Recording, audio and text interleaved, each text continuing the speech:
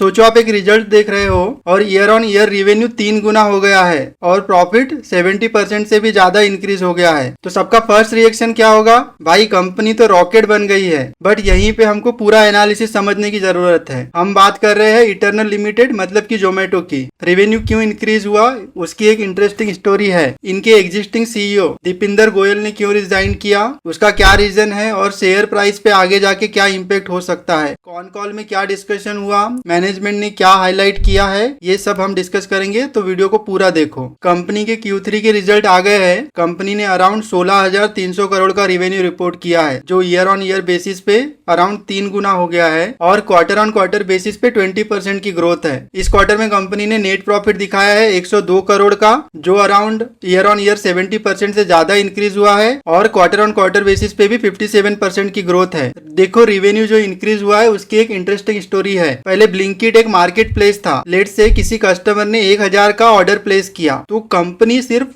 जो उसका कमीशन है उसको एज अ रेवेन्यू दिखाती थी, बाकी पैसा सेलर का होता था। बट आपको अब पता ही है ब्लिंकिट के खुद के डार्क स्टोर है, उनकी इन्वेंट्री खुद की है, तो अब जो भी वो सेल करते हैं उसको एज अ रेवेन्यू दिखाते हैं। मतलब कि इस केस में वो 1000 पूरा का पूरा रेवेन्यू दिखाएंगे। इसलिए आप देखोगे रेवेन्यू सडनली बहुत इंक्रीज हुआ है बट उसके कंपेयर में प्रॉफिट में उतना इंक्रीज नहीं है। सिर्फ अकाउंटिंग करने का तरीका चेंज हुआ जिसकी वजह से रेवेन्यू इंक्रीज हुआ है। और ये मैनेजमेंट ने खुद हाईलाइट किया है। बिजनेस को सही तरीके से समझने के लिए net order value, NOV and EBITDA important factor है। चलो अब समझते हैं सेगमेंट वाइज बिजनेस में क्या चल रहा है। इनका जो फूड डिलीवरी बिजनेस है जोमेटो ऐप, उसमें नेट ऑर्डर वैल्यू 16 से 17% से इंक्रीज हुई है। इनके जो नेट मंथली ट्रांजेक्टिंग कस्टमर है वो अराउंड 2.5 करोड़ है और जो इनकी EBITDA मार्जिन है वो भी अराउंड ऑल टाइम हाई पे है, 4 से 5%। इनका जो फूड डिलीवरी बिजनेस है अब वो कैश काउ बन चुका है। मैनेजमेंट ने एक्सप्लेन किया है कि यहाँ पे सडनली आपको सिग्निफिकेंट इंक्रीज नहीं दिखेगा बट 18 से 20% का सस्टेनेबल ग्रोथ आप देख सकते हो। भाई सबको ही पता है अभी Blinkit is a game changer. Blinkit ने अराउंड 100% से ज्यादा का रेवेन्यू ग्रोथ रिपोर्ट किया हुआ है। पहली बार EBITDA ब्रेक इवन पे है, अराउंड 4 करोड़ का प्रॉफिट रिपोर्ट किया हुआ है। और अभी जो इनके डार्क स्टोर है वो है अराउंड 2000 और FY27 के एंड तक के इनका टारगेट है कि उसको 3000 तक लेकर के जाना है। मतलब कि अराउंड 40-50% ग्रोथ का टारगेट कर रहे हैं लोग। क्विक कॉमर्स में कंपटीशन तो है, सिर्फ जोमेटो नहीं है, यहाँ पे जेप्टो और दूसरे भी प्लेयर्स है। कंपटीशन रियल है। डिलीवरी टाइम, ऑफर, प्राइसिंग सब पे कंपटीशन चल रहा है। मैनेजमेंट का कहना है कि वो डिस्काउंट इंक्रीज करके बिजनेस को इंक्रीज कर सकते हैं बट उनको एक सस्टेनेबल बिजनेस बनाना है। इनका और एक बिजनेस सेगमेंट है गोइंग आउट बिजनेस सेगमेंट, जो ये लोग डिस्ट्रिक्ट ऐप के थ्रू ऑपरेट करते हैं। मतलब कि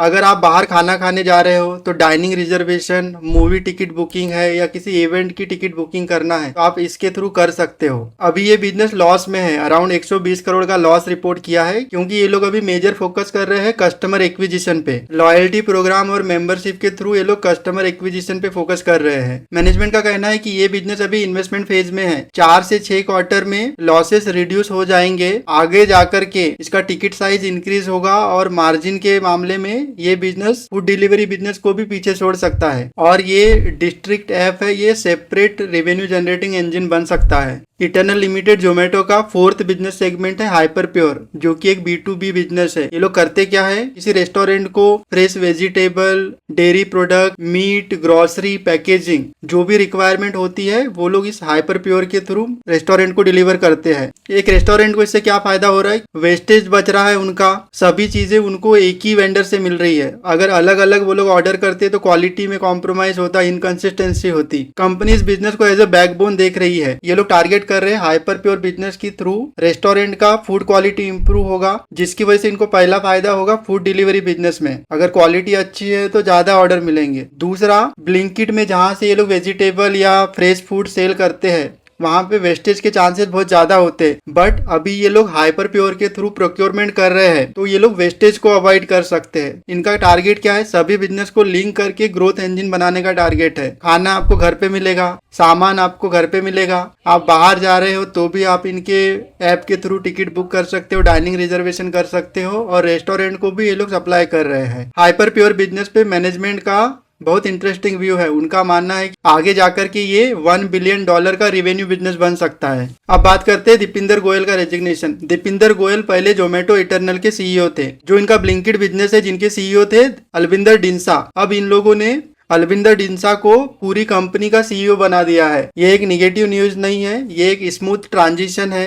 जो बंदा बिजनेस को ग्राउंड पे लीड कर रहा है उन्होंने उसको कंपनी का सीईओ बनाया है। और मैनेजमेंट ने ये भी हाईलाइट किया है दीपिंदर गोयल हायर मैनेजमेंट में डिसीजन मेकिंग में इन्वॉल्व रहेंगे। तो अगर आप सिर्फ हेडलाइन देख रहे हो कि रेवेन्यू 3 गुना हो गया, प्रॉफिट 70% से भी ज्यादा बढ़ गया, तो पिक्चर आप आधी अधूरी समझ रहे हो। बिजनेस को अच्छे से समझने के लिए आपको net order value, EBITDA, future execution पे ध्यान देना पड़ेगा। वैल्यूएशन पूरा का पूरा डिपेंड करता है कि बिजनेस फ्यूचर में कैसा करेगा। अगर एग्जीक्यूशन में कोई भी प्रॉब्लम आई तो आपको पता ही है प्राइस में कैसे करेक्शन आती है। पर बिजनेस अभी अच्छा कर रहा है, शॉर्ट टर्म नॉइज रहेगा, कॉम्पिटिशन भी है, पर लॉन्ग टर्म में एटर्नल जोमेटो अब एक फूड डिलीवरी बिजनेस नहीं रहा, अब ये एक मल्टी इंजन कंज्यूमर प्लेटफॉर्म बन चुका है। यही स्टोरी है इस क्वार्टर की। अगर आप भी बिजनेस का डिटेल एनालिसिस समझना चाहते हैं, कौन कॉल का एनालिसिस चाहिए, तो इस वीडियो को लाइक करें और चैनल को सब्सक्राइब करें। मैं हूं आपका दोस्त सीए जितेंद्र। फिर मिलते हैं नेक्स्ट वीडियो में। धन्यवाद।